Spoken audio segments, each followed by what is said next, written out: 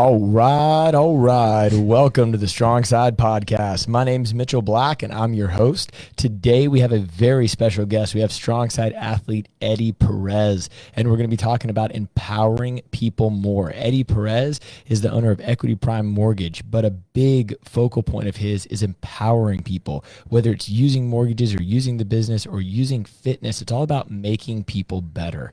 And what we wanted to do today was bring him on, have a nice chit chat, talk about mental mindset and fortitude. And I think it's going to be a really good conversation. Before we get rocking and rolling this conversation, remember, this is live streamed on our Facebook and on our YouTube channel. You can comment right now with questions and we'll answer them. But this is also available anywhere that podcasts are available, from Apple Music to SoundCloud to Spotify. And we would love and appreciate a 5-star review. There's no ads or promotions in these podcasts. It's all about just bringing amazing content to all of our members.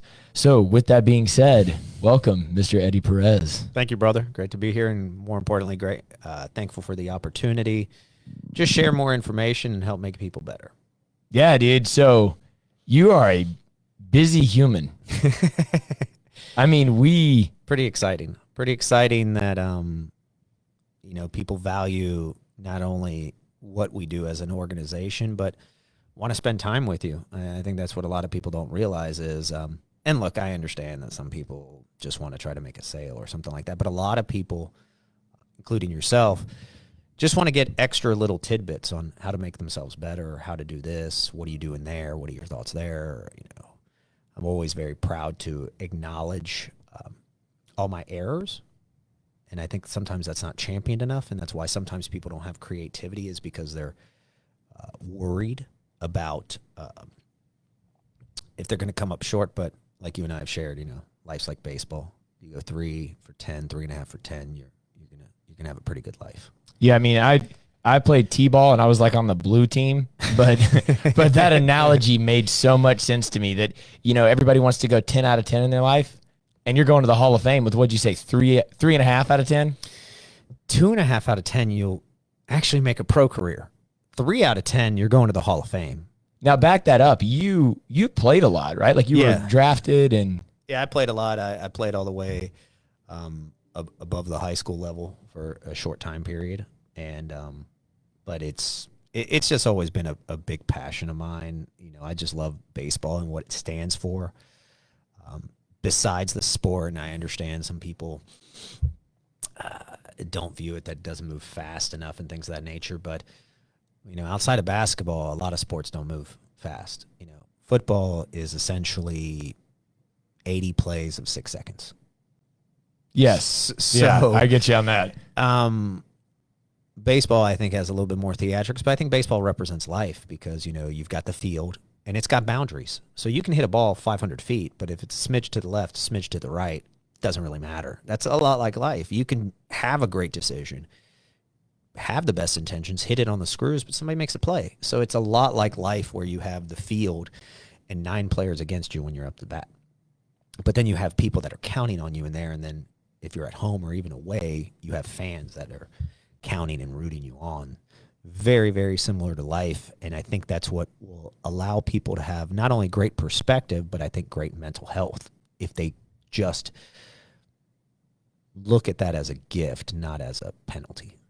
Yeah, that's really good. I mean, so when you're talking about that, sizing things up, when you're talking about I got to have good perspective. So we're sitting on the 22nd floor at the Queen Building, which is a massive, amazing building here in Atlanta. But dude, you started growing up. Your dad rode here from Cuba. Mm-hmm. You grew up in South Atlanta. It wasn't always 22nd floor of Queen Building. How did you use that mentality to say, look, I'm going to get where I want to go? Well, I think like anything, and this working out, you can't get to growth without pain, and you got to walk through your pain. And your pain doesn't have to necessarily mean emotional, even though we've all had emotional pain. We've all had letdowns. It's that whole mind, body, and spirit really understanding things. But I'll tell you, I learned more in the first, I didn't know English when I got to kindergarten, so I definitely learned a lot. But the first 13 years after that, so from 5 to 18, pretty much set the tone for my life, because I got to see, unfortunately, a lot of people that were in single parents, the crack epidemic in my area where people just, they didn't have that base of parents. I was extremely blessed with parents that not only taught me perspective, but gave me just wonderful emotional, mental, and psychological gifts. I can't ever compliment my parents enough. I had uncles, I had aunts, I had cousins. There was that camaraderie because we were immigrants.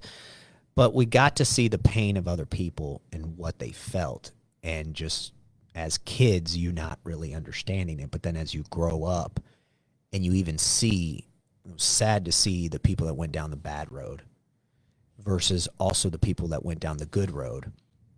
And not shockingly, a lot of people that did well just left, including myself. I remember,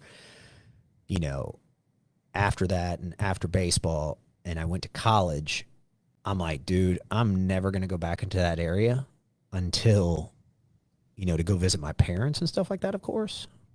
But I'm not going to go hang out with that crew. I'm not going to do that. It's just a lot of what you hear. And unfortunately now a lot of people are coming out of it, which is good. You always want to see that. But yeah, where I went to high school, it's crazy at this age how many people are already dead. And it's from different things, from gang banging to drugs to, one guy breaking into somebody's house and the homeowner shooting them, like just wild stuff. And it's really because they never really embraced their pain and worked through that conflict and really addressed it. I think that's where the gift of where I grew up gave me a lot of perspective, a lot of emotional intelligence. And I feel like it's a gift I've got to pass on to others, and I got to teach others, and I got to show others. And more importantly, really break in and listen. Even if you agree to disagree, I think that's part of society that really has lost its perspective, that it's okay. Example, me and you, you're a big fan of Disney. I don't like the place, but that's okay. That doesn't mean I dislike you more, but it's now like, oh, you get people, you don't like Disney. Oh, you're, a piece of garbage. And I'm like, no, dude, I just think Six Flags is more fun. I take my kids to Six Flags. That's okay. Yeah. I like roller coasters. I like a little bit of excitement. I understand the experience. It's just, I don't think it's a bad thing. I enjoy taking my kids there, because life is really, not really providing for your kids or your next generation what you didn't have. I think that's a real failed mentality. I think that creates entitlement. It's talking to them and teaching them, as Bruce Lee said, what you weren't taught. And my parents taught me a lot, but now I can actually put in perspective. I can actually say, look, they never taught me to read books, but now I'm a big fan of reading books. I didn't get big into reading books till I was 25, and I've learned more in reading books and the first 13 years of my life interacting with humans. I hate to knock it, than my college degree, than my high school, any of that. I loved what I did in college, but college, once again, having been in a fraternity, gotten to know people that we're still very close with, and especially in my case where my mother was told that she was going to die within 3 to 6 months, and then my father, being who he is, paid for an experimental treatment, saved her life, and now, sadly, my father's been passed almost 14 years because he didn't take care of his health, and that's some of my pain that I'm living through to take care of. My mother's still alive at 84. So that alone is another gift, because at 18, I was closer with my father, but I was very, very close to my mother too. Finding out that she may pass, that gives you a lot of appreciation. And that's one of the things when you're leading people. If you lead with appreciation, as long as you don't make it delusional, some people will be, but that's just them. I think that's where the real gifts lie. But to answer your initial, no, it wasn't what it was growing up in the city of Atlanta. However, I've never forgotten that. And I always will just consider myself just a regular dude. It actually bothers me. I've learned it. I've had to learn it through my advisors, but sometimes my employees, people I work with, just won't come talk to me. I've learned how to get over that. I kind of understand it, but I'm a pretty easygoing guy. I like to have fun. I like to enjoy things. I like to joke. I think it's really about getting over yourself. And that's the great thing that I tell people about working out and why we have a gym here and what you guys have done. Because at the end of the day, it doesn't matter how successful I am.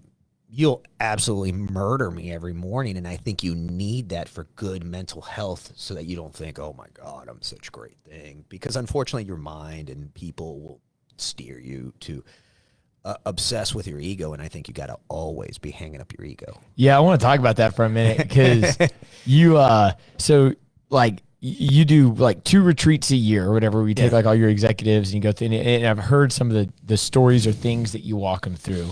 But I would tell you to get you to tell the story or define it in a second. But when you talk about that, like being humble enough to learn something new, like for me earlier this year, I started learning how to play golf, and it's like, you don't realize how you do your thing every day, and you're so good at lifting barbells and running and jumping on a box, and then you cannot swing a golf club to save your life. And it was more about being like, dude, I got to step into something that I'm terrible at and try to get really good at it because I need that humility. And like you just said, you think you're awesome, but I got to go to the gym every morning at 5 o'clock and stuff because I got to hang out my ego. But you actually make your people take a physical Hey, no. I make them physically hang up their ego. It's very simple. And we have, and you're in my office and my computer's over there.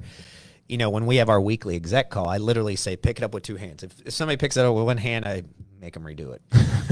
Pick it up, hang it up. We did it at my beach house when we had our evolving retreat. And that's why I called it that, because I wanted us to evolve not only as leaders, but as humans. We're truly, I believe, my organization, even your organization, a lot of organizations are truly in the personal development business. Mm-hmm. Make somebody a better person, a better spouse, a better son, a better daughter, a better father, a better mother, a better cousin. All trickles down because you've paid the respect to the code of life that I talk about. And your ego can be intoxicating. No different than, look, I like cheeseburgers, but I also know that it's not something you can indulge in because it's not good for your health. Yeah. Doesn't mean you go to zero. I don't believe in that sort of stuff. No different than, I think it's okay to say, okay, man, I've accomplished stuff. I've done well. What can I get a little bit better on? But, hey, man, good job, good spirit. That's technically ego, but there's a fine line that you got to walk. Yeah, like it, that would be kind of challenging if you never like took a minute to reflect on all the cool things you've done. But there's a difference between that and walking around like I'm the best ever. Well, there's a lot that you could probably get better at. And you may be the best at one thing. Yeah. I mean, you just saw Tom Brady win, Michael Jordan, but they may not be good at golf like you talked about. I mean, I know Jordan's pretty good at it, but I'm sure they may not be good at, other sports or other ping things. Pong, whatever. Yeah. There's plenty of things that we are not good at, but what's great about being a human is you can get good at it if you work at it. It doesn't mean you're going to be the world's greatest. And that's another thing is I always teach people not to live a comparison life. Like, don't compare yourself to Bezos. Don't compare yourself to somebody else because, trust me, there's things that they wish they had. Yeah. I mean, there's... From the zit on their forehead to like, there's going to be something where they're like, oh, I hate my ears. Like, just something. So I think you got to be very humble and very good to yourself. I do think you got to have swagger in life, and it gets confused with arrogance. How do you define swagger? I like your swagger definition. Swagger is pretty simple to me. Ability, whatever that means, knowledge, meets plus maximum preparation. Not what you're supposed to do. Plus being in the moment, being present equals swagger. So knowledge or ability. We'll just say ability. Okay. Ability is ranging on different things from business to sports to parenthood. So we'll say ability. And maximum preparation. So you're saying in the sense of like, don't just show up, like capital. Yeah, it's kind of like, and we can deviate into this in a little bit because me and you've talked about it plenty of mornings, but that mental fitness, which is mental health, plus mental wellness, plus mental strengthening. I think that's maximum preparation. It's not just, as you've said, working out. It's water intake, supplements, what you eat, sleep. Like there's a formula. And that's what I mean by maximum preparation. Like you can look in the mirror and say that I couldn't have done more. You'll always say that, but in your heart, in your soul, really, like I say, the oxygen of your body, that's your soul, your spirit. You know damn well if you max prepared or yeah. And we all know. And then what's the third thing? Being in the moment.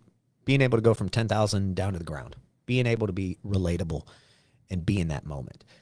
The difference between swagger and arrogance is arrogance can be in the moment. Arrogance obviously has ability. they feel entitled, so they don't maximum prepare. That's why you see, we're just talking about it right now. You see a Tom Brady who was drafted what he was, prepare what he does. You see Joe Montana, 3rd round pick. It was the greatest draft steal in history till Tom Brady.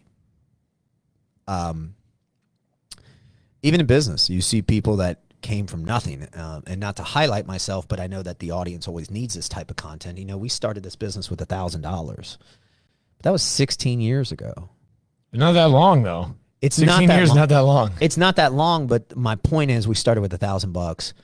My father, God rest his soul, was still alive then, and he painted the place and gave us a little bit of a holding, cash flow, and then we just went for it. And then we kept reinvesting it because we believed in not only our vision, but we believed in the people that we were growing it with. And that's why now, I've got some people that have been here 10, 11, 15 years that have grown and really changed their lives and changed the lives and the course of their families. So that's really rewarding to see. So you got all that swag. I do want to talk about that mental fitness in a second, but this is a good segue. You have all that swagger, but really what you're talking about is like what you do and to teach and lead people. And, I walk around this office and your company's concepts are in a very good way, just punched in my face like all the time. Like I walk down here and you have all your behaviors. Mm-hmm. And they're all printed out with a nice little story. They're all over the place. You have pictures of everybody from Michael Jordan to MLK, Mandela, Oprah. And everything's positive. Tom Brady, right outside your door here, there's just a yellow sheet of paper that says, if you think your problems are the biggest in the room, you should think again. Like everything's humbling and everything's, but like, is that part of you creating culture? Or because it seems like everybody here is teaching the same ethos. It's really showing people what's possible. And like I say, as I feel like I was given a gift, it's pretty easy when I would make excuses or justifications or say I'm tired or something of that nature. It's pretty easy when my dad said, look, with that attitude, the rowboat wouldn't have made it to this country. Kind of punches you in the face. So yeah. I believe in being very transparent and open about the objective and the mission and what you're doing. And it's okay to say, hey, we're wanting to do it this way. We want to do that way. I'm a big fan of believing in unity through collaboration, freedom through empowerment, because that's basically the difference. Not even getting on political, it's just belief system. You either have a control mentality or you have a freedom mentality. And that's it. No different than you have a surplus mentality and scarcity. And I think they both run the same. The only thing you control in this life is your mindset as a human. That's it. Not your mind, your mindset. Doesn't mean you don't work on it. Doesn't mean you don't need to work on it every day. But you do. That's it. Everything else, there's a variable. There's people you're counting on. There's things that you're searching for. There's confusion you have. How did I make this mistake? Why didn't I see it? All you can really control is your mindset. That's it. So how do you train that? When you talk about like your concepts of mental wellness? Well, it's mental fitness. Or mental fitness. Well, it's three components. And it's not what people think. Like, I know that mental health is taboo to talk about, but I think that's silly. But mental health to me starts with physical training, supplements, diet, water intake, and the food you eat. And I like to stick more with my doctor to a low glycemic diet.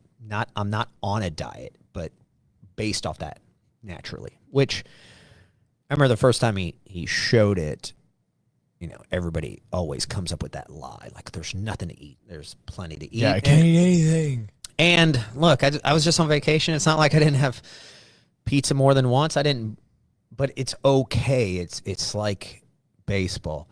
It's okay to get out. It's okay as long as it doesn't become your everyday thing. Yeah, like you're gonna strike out. You're gonna miss a ball. Yeah, that's good. So that's phase one. That's mental health, because mental health is essentially everything I just said. Is all of them are some form of brain food, but that's really brain, heart, body, spirit. Then you have mental wellness, which I believe is interactions with your advisors. We all have advisors in this life. I happen to have 7, you being one of them, because there's different facets of life that I need the best helping me. Just that simple. And emotional strategies. That's what it's really about. In anything else. I mean, I can't tell you how many times I've been doing a rep with you, and I naturally want to give up, and all I say is one more. And then at the end, that feeling of, holy shit, I didn't give up. Yeah, like I made it. Yeah. That's mental wellness. That's something you practice. And then mental strength is really what I call, like I shared with you today, that vacation time. That 1 to 2 hours every day that you need to spend on yourself. Reading, reflection. Of course, everybody's going to tell me they don't have time, but we have 24 hours in the day. Trust me, you've got plenty of playing on your phone, Netflix. Don't tell me you don't have time. Oh, no, I need to sleep 10 hours a day. No, you don't, because I'm going to tell you, even on the weekends when I started, and this is only recently, I started setting a time to only sleep a certain amount of hours, and it was still good. I felt miraculous better than when I used to sleep longer. Yeah. I would wake up like, oh, no, dude. So I think that mental strength is really your time. And for example, that mental strength right now is a great one right now that I'm having with you and I'm having with the audience, and I'm providing that content because I'm walking through my pain to my growth. I'm letting things out. I'm letting people know it's okay. That's me vacationing with my soul. Yeah, define that a little bit, because you just went on vacation. Like, you just got back like 2 days ago, and I went 2 weeks before you, and I felt the same way. You know, you're on vacation and you're like, I mean, that's cool, but like, you know, you get back, you're like, I don't need to be rested. And you literally, baseball term here, hit a home run this morning with what you said. Because we train at 5 a.m. every day, for anybody not wondering. Like, literally, people are like, every day? And I'm like, yes, literally every day. 6 days. Yeah, you sleep in on Sundays, but we still work out. No. I know. Yeah, definitely. And then I work out some here at the gym, because it's all also rewarding seeing some of my guys and my gals that want to learn, and I can pass on that knowledge. As little that I know, I try to keep it very fundamentally like basic, but it at least is getting something. But define that vacation. That was awesome. So it's a book that I was reading recently that kind of gave me a lot of answers of questions that I had. And the great thing is, this book's written about Marcus Aurelius from 1800 years ago. So as much as we think things are different, humans are still very similar. Yeah. So, essentially the way it's summed up is people that always look forward to the weekend. Nothing wrong with it. People that look forward to vacation. Nothing wrong with it. What's wrong with it is, and I'm not going to say wrong, what is not accurate about it is, if you need R&R, like, oh my God, my life's so hard, I needed to get away. Well, that means you needed an altered state of mind. That's no different than drinking or drugs or overeating. That means you didn't, what? I love vacation. I love hanging out with my family. But to me, it's about building memories, no different than with you and Kim. You wanted to go ski and you want to enjoy it with her. So you didn't need to come back and be like, oh my God, I haven't slept in days. Adjust your schedule on that.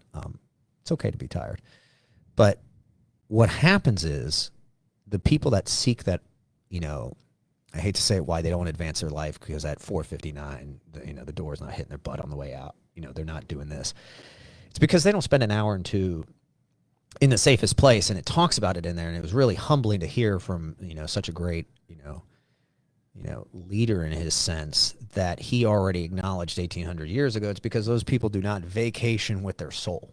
The safest place in your body is your soul. Your mind is wired defensively. You got to train it to think offensively, which is possible. Your heart will always take you to a mission. Why did somebody do this to me? Your soul is your oxygen. You can live without food. So your mind, your heart, and your body can live without food for an extended period of time. Obviously, can live without water. But you ain't living 2 minutes without oxygen. Absolutely. Yeah. So I think your soul, which really generates you, is your lungs and that capacity. And that even ties into the health crisis with COVID that was affecting your lungs, and why I think it has so much psychological effects and people don't understand it, is because you can't breathe, you don't feel good. And I know that even from just going skiing and walking up the steps, all of a sudden getting winded. And I'm not somebody who gets winded that easy. And I'm like, what is wrong with me? So just think about that. If you are not investing those hours to yourself, of course you need a vacation. Because when I did the math, once I read that, I'm essentially like 700 and something hours a year on vacation already. So in other words, my time away is memory building, which I think is very crucial. Yeah, because you're reading books or like whatever throughout the year to make Eddie better. Yeah, and make myself better, make myself a better father, a better husband, a better cousin, a better friend, a better colleague, a better mentor to some people, a better mentee to the people that mentor me. That means I'm just going on vacation, so that's why I don't need that R&R. No different than, when people say their family's their why. No, that's, once again, your oxygen. Yeah. Your why is something deeper that started before you had a family and all that stuff, before you had kids, before you had a spouse, or before you had something you cared about. You cared as a kid, but something defined you in your life to want to do what you want to do. And if you didn't, it's because you haven't chased it and gone for it and accepted that you may fail, but you really never fail till you give up. So, back to that whole vacation point, if you're not vacationing with your soul, safest place. It knows the truth. It knows what you did wrong. It also knows what you could do better. It's really given into your soul and your spirit, of mind, body, and spirit that are the most important. The other ones will betray you. I think that's totally true because, I know this is going to sound like way more extreme than it actually is, but I've read books and listened to multiple podcasts and multiple books that have literally changed my life. And when people hear that, they're like, well, what do you mean it changed your life? And I'm like, all right, let's take a book. Like I'm not the world's fastest reader. So when I dedicate to reading a book, let's say I spend a couple weeks reading it because I'm going to read it at night or a little bit on the weekends.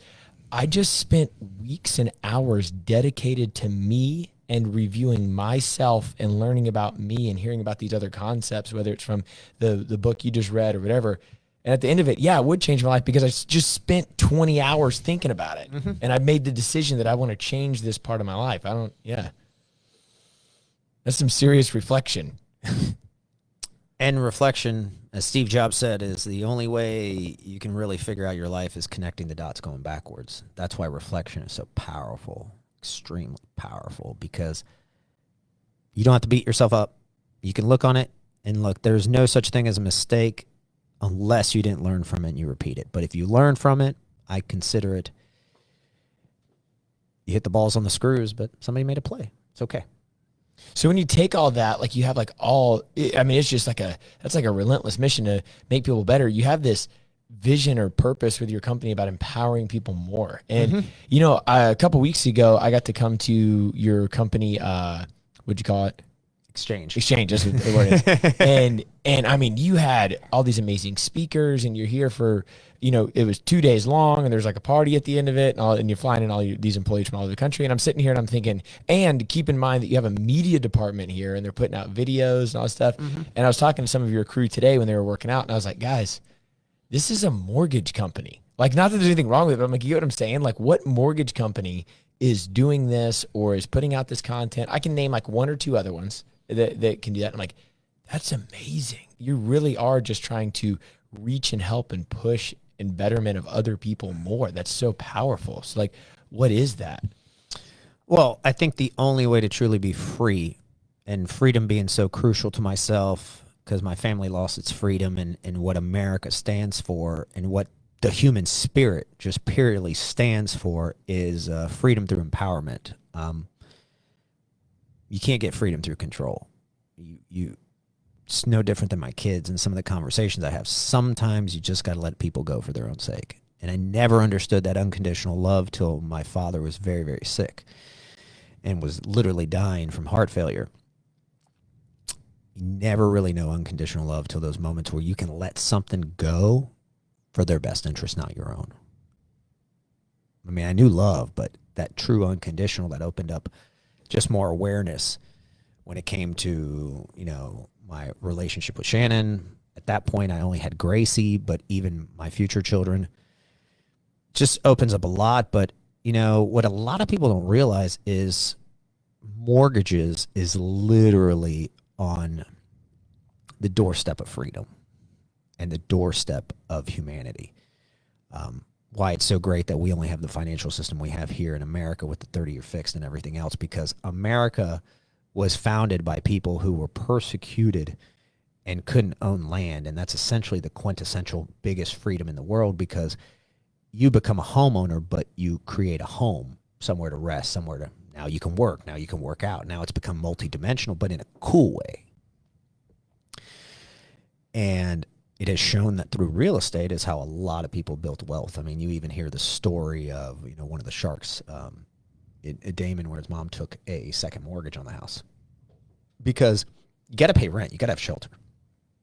So what better way than owning a home, slowly paying it off over time, and then it, as soon as you are paying it down about 1% to 2% a year, it's gaining about 2% a year, and then you also get the tax benefit. So just from a just from a financial standpoint, you're returning about a 6% or so a year return on your dollar, which is not as good as the stock market, but it's a very conservative, good way.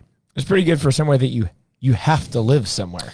Either that or you're paying somebody else. And look, I love the multifamily and commercial side. I've gotten to know that side, and they provide great home. They provide great because they're building mass units where a lot of people can live at versus one. So I definitely understand that benefit too. But yes, somewhere down the line, you're paying something that is going to build wealth, either to yourself or to somebody else.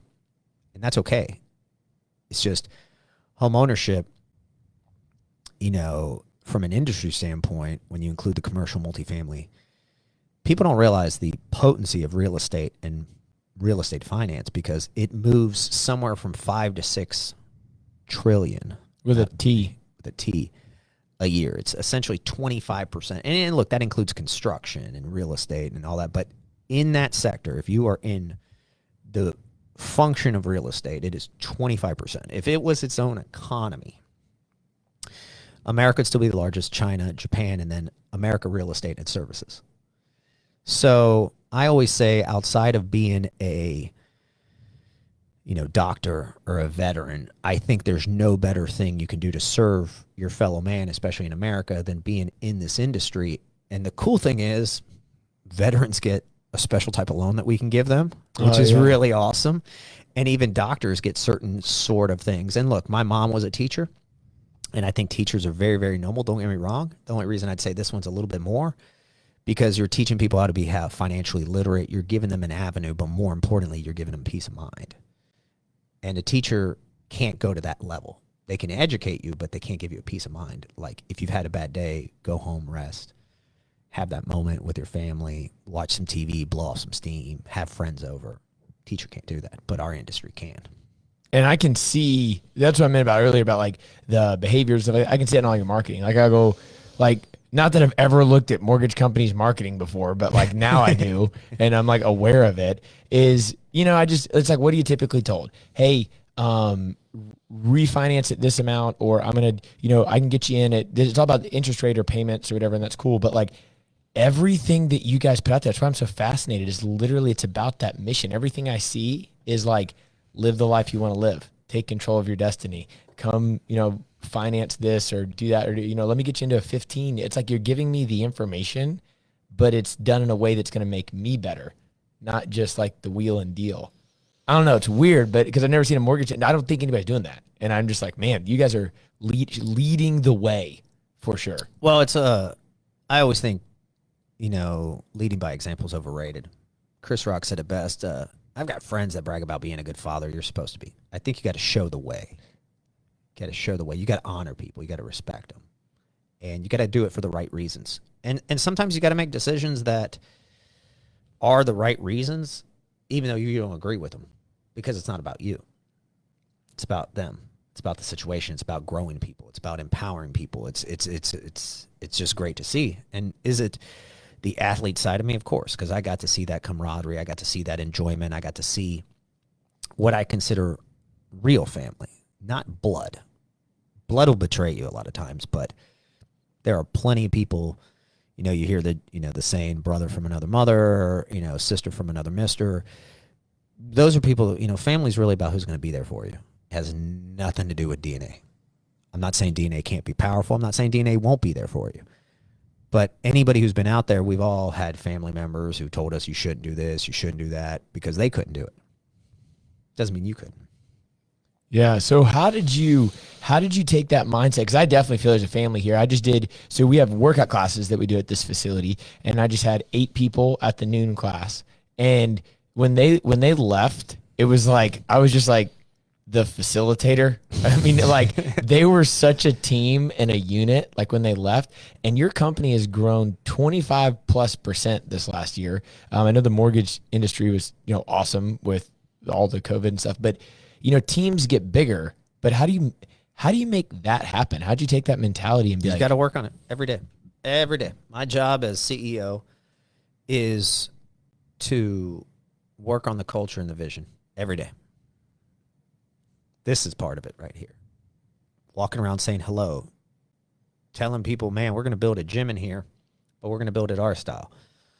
Training, putting out content on social media, because that's the great thing. I understand that social media can be negative, but it's also can be authentic. It's not, your commercials on TV when I was a kid. If you ever heard somebody say a cuss word or even mess up, oh my God, they're unprofessional. Now, if you put out videos, you put out content that are not authentic, they think you're up to something. So there's been a huge evolution. No different in business. I think a lot of it follows more Gary Vee's style, kindness equals empathy. It doesn't mean you're soft. It doesn't mean you're nice. I've always said as somebody who's trying to be popular. Being kind, you're kind till it's time not to be kind. If somebody crosses it the wrong way, then you have to make sure it's taken care of. It's the same thing with the culture and the vision. You've got to make people feel better about themselves and lead them in the right way for the right reasons, not because I want to sell more mortgages or I want to lead this people. That all kind of takes care of itself. If you take care of your clients, you take care of the consumer, which is our clients too, it kind of just rolls downhill. You don't have to get caught into the semantics or into the ego or into the bragging or any of that. It naturally takes care of itself. I would totally agree with that. I had a boss one time at the big corporate gyms I used to work at before, and she gave this like whole presentation, and people were like, "What's the easiest client to get? Like, how do I go get him?" She goes, "No, the easiest one to get, the one you already have. Mm-hmm. Keep them." And I was like, "Wow, that's true. Like, what are we doing for our people?" Yeah. Because at the end of the day, it's who's going to take care of our consumers. I can't take care of them all, but I can build an environment and a mentality and an ecosystem and a culture and a vision and talk about it very freely and be very vulnerable. I think you got to throw out the mistakes. I think, during COVID, we started having our weekly calls, and I was on a Zoom call throughout the whole country. At that point, we had 300 and something employees. Now we're 400 and something, almost 500. And just being honest with people. Hey man, I understand you're scared. I even sent out the supplements you should be taking. Hey, just in case you do get COVID. And look, I've had the Rona now, I'm not surprised. It was very mild in mine. Is it lucky? I don't know. But I was very, very prepared. I made sure to take the supplements, and I'm even taking them afterwards. I mean, some people would say, oh, you got the antibodies. I don't know. I haven't gone to get tested. Yeah. But I'm not going to bet on it. Even if it comes back and says I have the antibodies, I'm not going to I'm not going to take that risk of not putting myself in the best position. And that's the thing about maximum preparation. Yes. I cannot sit here and say I left anything to doubt. If it happens to me, it happens. But did I give it my best? Did I leave it all on the playing field of life? That's legit, dude. Like, fires me up. So I don't know if you're going to be able to put an exact thing on it, but I know culture and ecosystem is going to be a big deal. What's the next thing for like EPM? Like, what's like your next goal, whether it's like a 3-year or 5-year, just a thing or a culture mentality? What's a big push for you that you have on your plate right now? I think now it's great as an industry, and rightfully so, I'll say that, having been in it, that after every crisis, something comes from it. In 2008, it was a moral hazard. And yeah, we were at the epicenter of it. A lot of people were involved, but we were at the epicenter. So for a long time, as I said, and I'm dating myself when I say this, our industry was kind of viewed as Freddy Krueger. But during COVID, we had done a lot. We had changed a lot. We had grown a lot. A lot of the bad actors were out. But during COVID, home really became so crucial. Not only a place to lock down, but our industry went from Freddy Krueger back to Superman, which it was. It is because of what we do so much for people. And we were able to offer lower interest rates. We were able to refinance people. We were offer, housing. All of a sudden, you started seeing people now look for 500 to almost 1,000 square feet extra because they may be working from there. It dropped down cost and, commutes. It gave more time. It also allowed people to be more free, in that mentality of, decentralizing. I thought that was a good thing. Then everybody's got to be all in one place. And it's real easy to create culture if you're at one place. It's really tougher when you go nationwide, and that's part of the reason why we have our even virtual gym. Yeah, we have a physical gym here, but even to all our employees and even our friends, it costs the same. So we throw the link out, and if you show up, great. And then I believe in good competition and fun. We created the Go 65 program, and the winners from last year, we had one employee who lost 50 pounds through all this. You got to show people that you care and they feel appreciated. You got to invite them into the party. You got to bring people. You got to say, show the way, let's go, not you go do this. If they take it, great. If they don't, that's on them. And they know that if they don't take it, no different than the lunches I provide here. I know how to set what they can eat a little bit better. Some people have gotten mad at me. Oh, I want this, I want that. Well, I can't. Cheese. I can't live my virtues and I can't live the virtues of what I believe in if I'm giving you Twinkies. You want to go buy Twinkies, that's on you. But it's not on me. I need to make sure that I'm providing you good proteins, good carbs, good things, and then I've done my part. Yeah, you're really just saying that you're going to push that culture, and the culture is going to get you and everybody to where they want to go. Yeah, because the culture drives the system. Would you say the culture, culture is the ecosystem, and the environment is the mentality? No, the environment is the ecosystem. The environment. Okay, so culture is your mentality. Okay, that's really what culture really is. Mentality. When you talk about, sports is an easy one, but you talk about the '90s Bulls. That was a phenomenal culture. You got to think about it. Even though, in typical fashion, egos will destroy people. The GM was one of the best of all time. Phil Jackson's one of the best of all time, if not the best. Michael Jordan, the best of all time. Scottie Pippen. People that would come in and play and give their life for each other. That was a culture. That was a very good culture. That was a belief system. That was a mentality. It wasn't a one-man band, because that's what they used to call Jordan and the Jordanaires. Michael and the Jordanaires, as they used to call it, when it was him in a one-man band. But then they made the changes.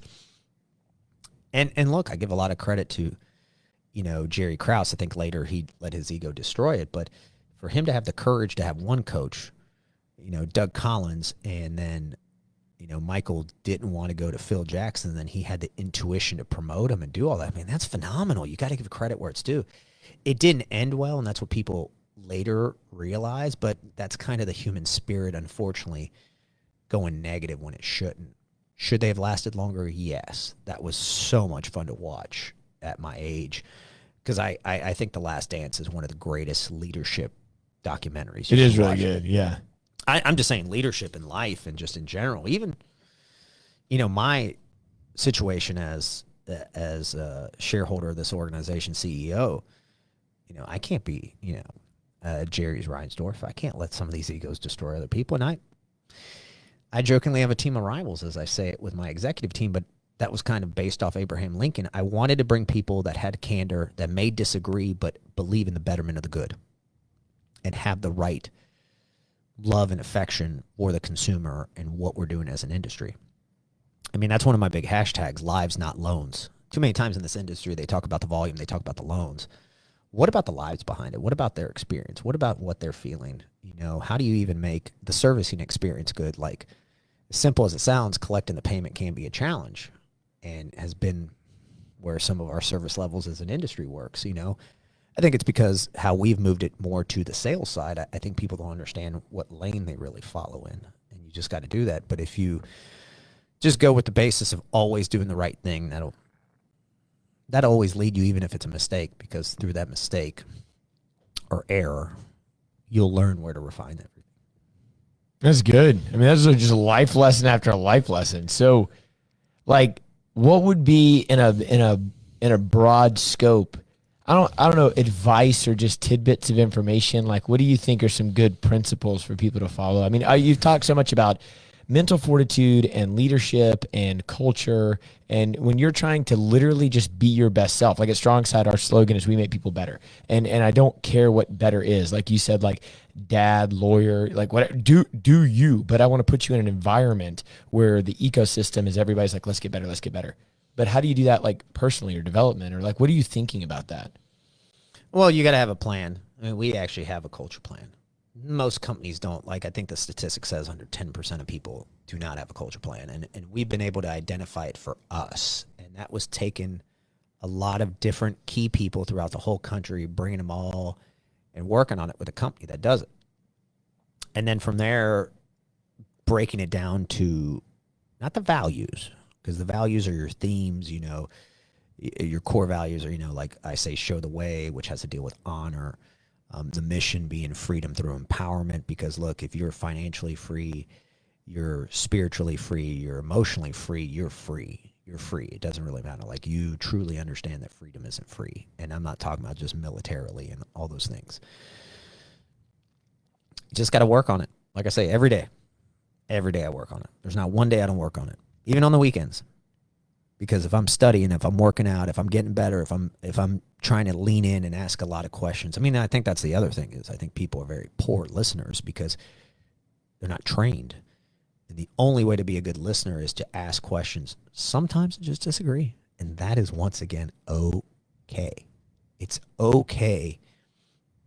And I have a lot of, as I shared with you, I have a lot of confidence through this that America will come out of it well just because of our cultural DNA. Now, I understand some of it's at fights, but at our DNA, we do care about each other. Most people are more mentally aligned than they think. And it's really embracing the differences. That's great, because if not, once again, we'll go back to it. I like cheeseburgers. First of all, I couldn't eat it, but I wouldn't want to eat it for every meal every day. Yeah. That would suck. That would suck. Yeah, no, it'd be like good while you're doing it, and then after, just you know, it's like that old saying: you can suffer the pain of discipline, or you can suffer the pain of regret. But you pick your pain. Mm-hmm. So I got one more question for you. So Sure. I'm just gonna put myself on the spot. This I enjoyed. I hope everybody enjoyed this podcast, and it's great. But this was definitely a little selfish for me, because I was really excited, and I know you know, but I don't know if they know. Like, dude, I've just really enjoyed getting to know you like the last year. And It's very kind. Thank you. And Likewise. my wife makes fun of me all the time because I'm like I enjoy all of our clients. I enjoy all of everybody I train and work with. But I'm like, hey, dude, I just tried to train this guy, Eddie. And did you know Eddie does this and Eddie does this? And she's like, you guys are the same person. She's like, oh my God. Like, I'm like, yeah, I know. We think the same. We act the same. Like, I just enjoy, you know, growing. And every time you say something, I'm just like hanging on. I'm like, dude, it's such a good way to put it. Like, it's just been awesome. I've learned and grown so much over the last year, and just even how I think and how I analyze. It's just, I can't even say it enough. It's been amazing. So knowing how much you've known me, you've talked about your advice to other people on how they should grow. What is, and because, you know, like I said, this is kind of selfish. So what is one thing that I should work on, or that you see talking to me that you're like, yeah, you should probably improve this area, or advice or whatever? I don't know, man. I'm not really that critical. I always focus on the offense.